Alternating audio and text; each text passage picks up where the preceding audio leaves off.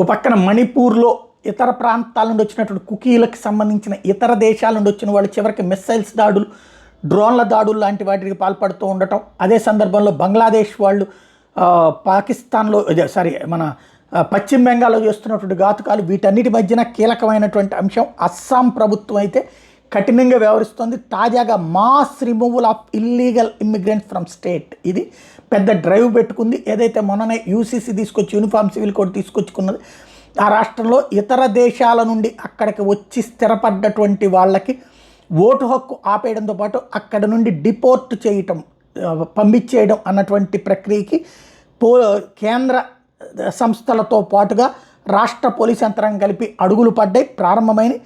ఇది deport illegals అన్నటువంటి ఒక కాన్సెప్ట్ ఆరంభమైంది. ఇది ఇక రాబోయేటటువంటి రోజుల్లో మళ్ళీ మన మేధావి వర్గాలు దాన్ని అడ్డుకోకపోతే కనుక ఇక్కడ ఈ దేశానికి చొరబడి వచ్చినటువంటి వాళ్ళని వెనక్కి తిప్పి పంపించే ప్రక్రియ స్టార్ట్ అయితే దేశమంతా అది జరిగితే దేశానికి చాలా మేలు.